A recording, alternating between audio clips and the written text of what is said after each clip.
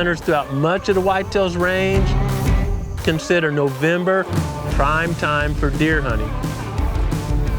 The reason is simple.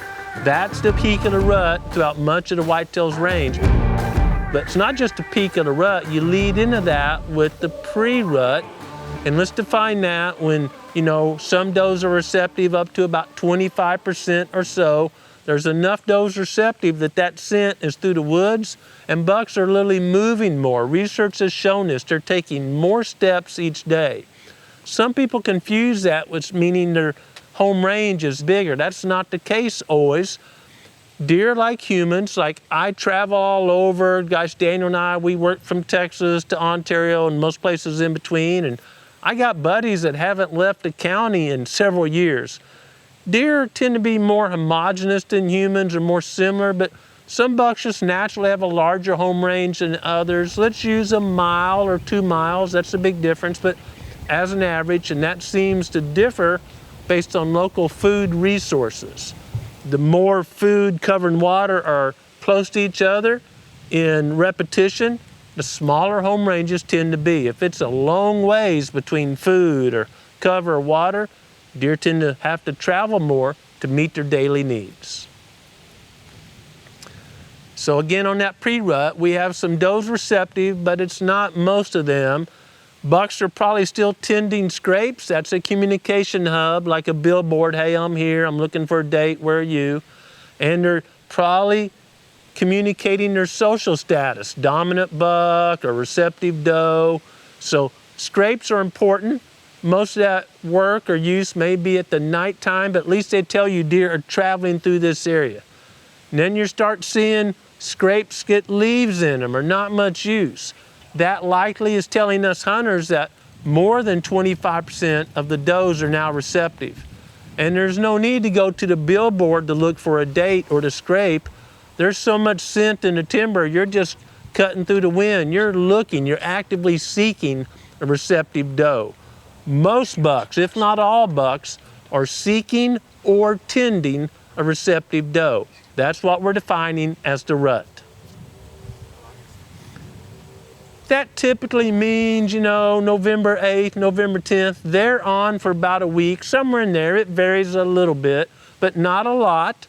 Up to that point, probably not 25%, less than 25% of the does are receptive. That break is coming somewhere in that first week in November. Again, that excludes, South Alabama, South Mississippi, South Texas, parts of Florida where the rut is not on the pattern that it is throughout much of the whitetails range. And then we get in that rut, it sounds so great. Bucks are taking more steps a day. They're probably moving on their feet more hours during daylight. That all sounds good. But one of the issues with that is they're seeking receptive does. They're going where the does are. They're not on a pattern. They're just literally, you see them, across cow pastures in the middle of the day or golf courses or places you're not used to seeing bucks in the middle of the day. That's driven by the rut or seeking and or tending, following a receptive doe.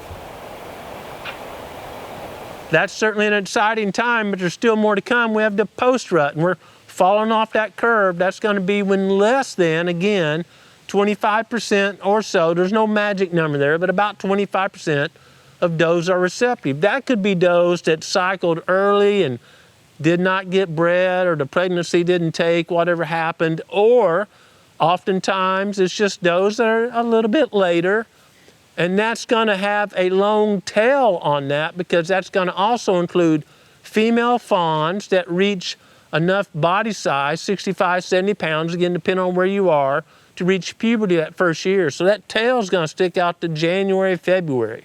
That may only be 1 or 2% of the does receptive, but you're going to see scrapes active and bucks still trying to find a receptive doe. That's what we see coming up in November and tailing on even later. But let's talk about specific hunting strategies for each portion of the rut. I'd have to say the pre-rut is my favorite of those different portions of the rut we discussed, and that's because bucks are still somewhat on a pattern. There are some does receptive, and that buck's gonna get behind her and take off willy-nilly wherever she wants to go, and then spend 24 to 36 hours with her. It's called tending her. They may move, they may bed down in an area. But because bucks are taking more steps a day, the odds of a hunter seeing them moving, being active, is increased. So that's exciting. Temperature's a little cooler, it's pleasant to be outside. I'm looking for those all-important pinch points. Bucks are moving more steps a day, so the odds of going through those pinch points are even increased more than normal. I'm looking for small food plots. We call them hidey holes in the timber because all that action, all those calories being burnt, literally gonna require bucks to eat to replace some of that. Now, bucks don't replace it all. In fact, research has shown that even in captivity, in small pens with all the food they can eat and a limited number of deer, bucks lose 25 to 30% of their body weight during the rut. Put that in scale. That takes a 200-pound buck to the end of the rut down to 140 pounds. That would be an amazing weight transformation in humans. Bucks go through that cycle every year. The rut is very difficult on bucks. So the pre-rut, bucks are moving more, but food's still a factor, and they're pretty much on a pattern. Find those pinch points, hide the old food plots. If it's really dry where you're hunting, water sources may be very important because, again, bucks are moving more, they're respirating more. And that's a big loss of water. When we breathe, we exhale water. Deer also do that. So they may go to water more frequently than other times a year. And another factor there is that the food is drying out. Plants aren't growing as much, acorns are dry, corn's dry, whatever they're eating. And all that dry food's probably going to require a greater liquid moisture, water intake than getting moisture through a lush growing plant during the summer. One of my favorite tools during the pre-rut is a grunt call. Remember, not that many does are receptive, so if a buck thinks there's a receptive doe in the area, they're probably going to check it out. But I think a lot of people hear that and stop. Well, I'm going to grunt every 20 minutes. I'm just going to sit up there like playing my tuba and grunt. That's not a very effective strategy. Bucks are wired up, but they're not willy-nilly. They're still wanting to survive. Oftentimes when they come into a blind grunt, you just grunt and hope a buck comes, they come in downwind. So the ideal grunt call should sound like an immature, 1.5 or 2.5-year-old buck tending a doe. That means it's fairly high pitch. These are young animals, but it has to have the right cadence. If you get a high pitch, but the cadence is too fast, like, I'm sure that deer just goes, boy, that's an odd bird. I don't hear that bird very often. So pick your grunt call carefully. You want to be higher pitched than average, but the right cadence to sound like a deer. And then I don't just grunt. I rarely blind grunt unless I've got a big pond or a big field where I can see something I don't think deer are going to be circling behind me. I'm going to see a buck cruising out of range, whether I'm hunting with a rifle or a bow, and I'm going to wait for them to get before I grunt. I don't just say buck and grunt. I wait until I think that buck's approach will come within range without being alerted by my scent. I want to make sure that buck's path to me is not bringing them downwind of my scent of me. Matter of fact, if I see a buck and it's obvious he's going to come downwind, I'm not going to grunt even if he's out of range because he's going to be alerted to that sight. If I let him go, there's a chance they'll swing back by and he's not alerted that there's danger in that area. Another consideration that may be often overlooked in that moment of excitement of seeing a nice buck, if that buck is with a doe and you grunt, the doe is already being pestered. And if you grunt and she thinks there's another buck coming to chase her, she may just scoot further out away from you and take that buck with her. So if I see a buck trailing a doe and he's not just, happens to be in the same area to doe, but purposely trailing that doe, I'm probably not gonna grunt. There's a better chance that doe's gonna swing back by me, bring that buck within range, than if I grunt, that buck's gonna break off a doe he's seen and smelling to come check out a grunt. There's not one given day that we go from pre-rut to rut. Remember, it's a continuum, 25, 26, 27% of does receptive. When it becomes more efficient for bucks to just seek a receptive doe than to go to scrapes or find a doe another way, then the pattern stops, right? and bucks are willy-nilly or going in areas, going in bedding areas, going wherever they can to try to find a receptive doe. I said a key word there, bedding areas. During the rut, I'm gonna sneak in closer to bedding areas than normal. Bucks are coming from different directions, and often they will cruise through almost like a beagle trying to find a rabbit. They'll cruise through those thick bedding areas looking for receptive does. They know does are gonna be in those bedding areas, you know, especially midday. So hunting close to, or if you can get in a bedding area without alerting the does, that could be magical. I don't like to do that. Too big a risk. I'm gonna alert does and spook them away. So I wanna get close to a bedding area, preferably on the downwind side, so bucks trolling that downwind side using their olfactory or nose to look for a receptive doe will pass between me and the bedding area. Hunting going to a bedding area or the downwind side of a bedding area can be a great technique during the rut. Another technique we've used a lot, we're in the Ozark Mountains, steep, tough, a lot of timber, not a lot of open country, is hunting utility right-of-ways or anything that makes an opening.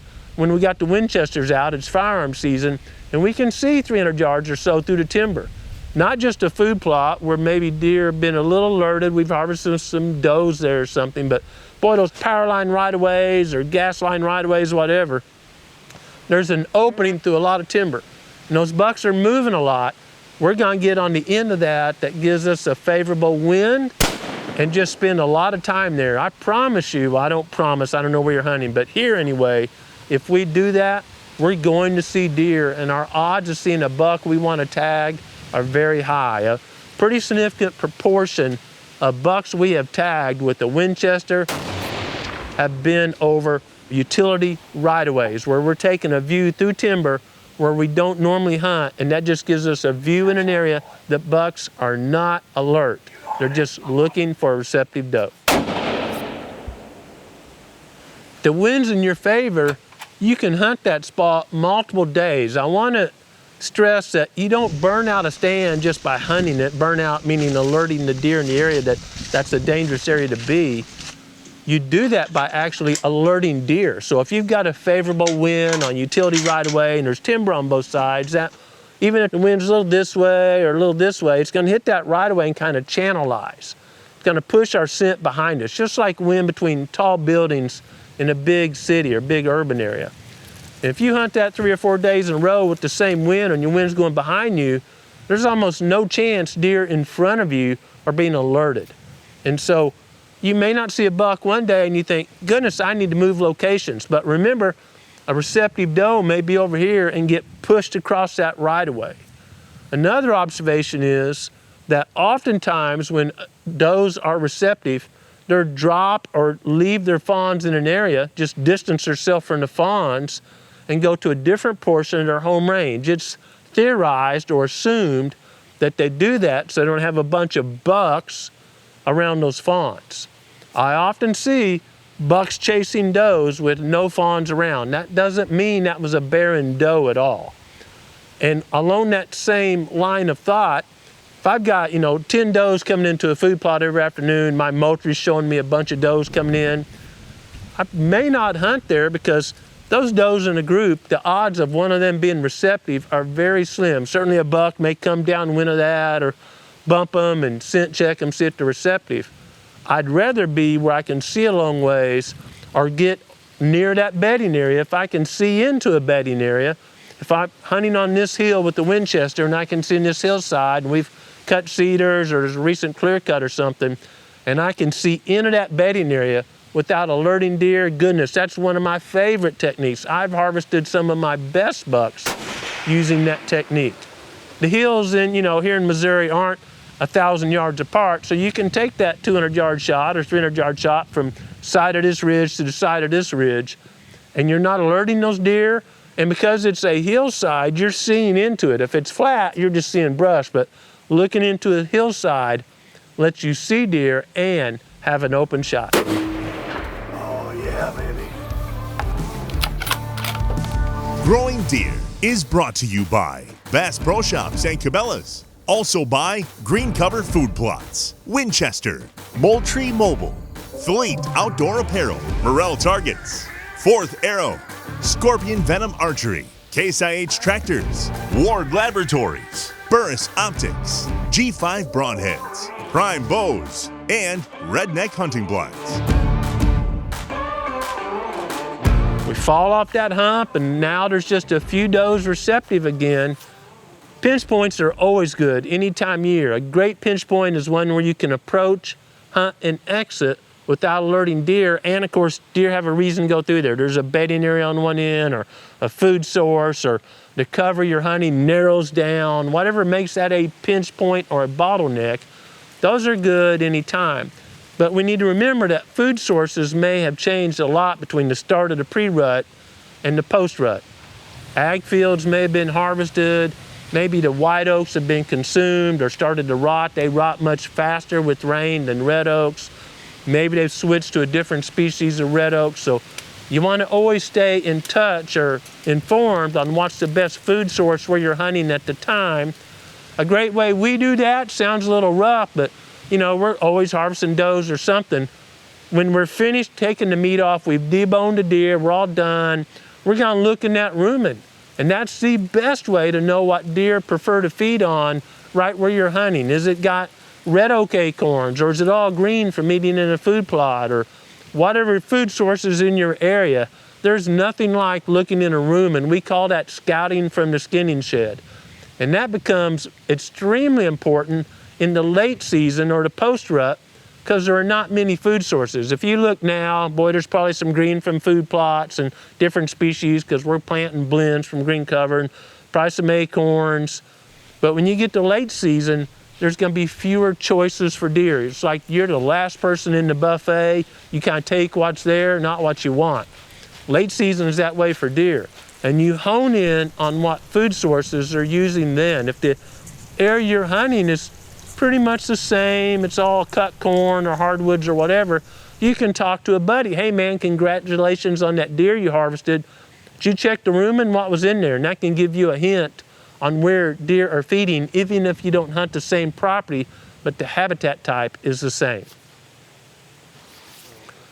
I'm gonna go right to one of my best strategies, one of the tips I don't think a lot of people use during that late season to post-rut.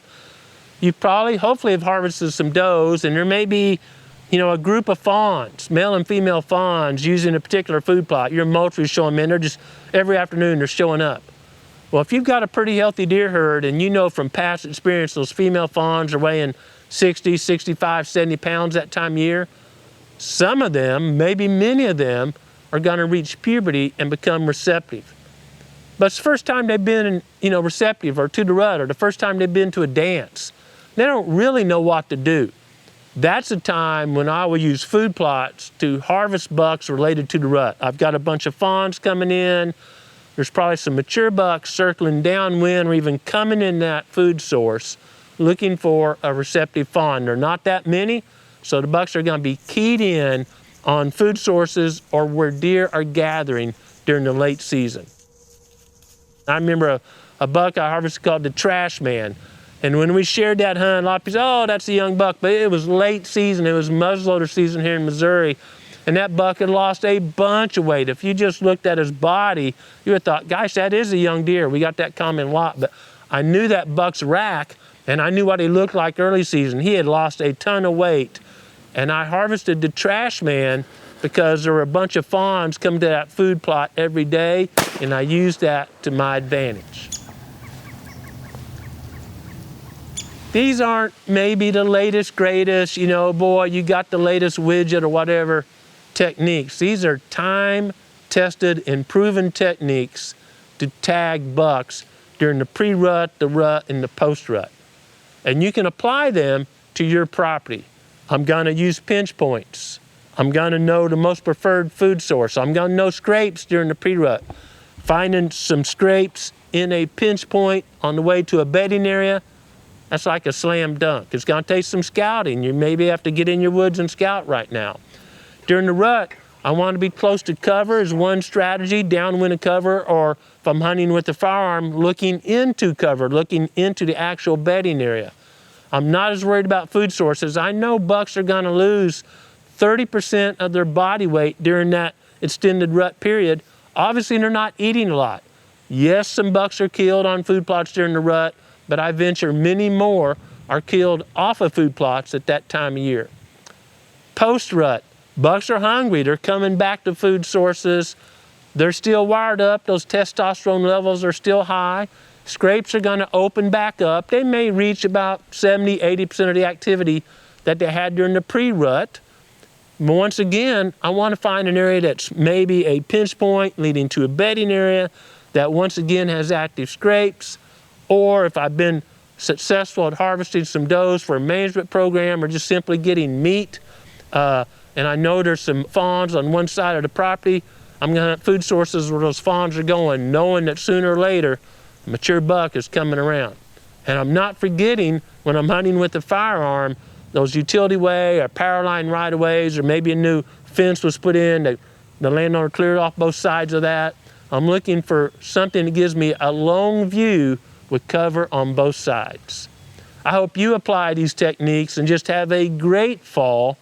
And while you're out there, take some time to enjoy creation. Notice those squirrels or bluebirds or other critters. But even more important than all the hunting techniques we could ever learn is finding the best way to live our life. And the only way to find the best way is to purposely seek the Creator's will for your life as an individual, and apply it daily. Thanks for watching Growing Deer.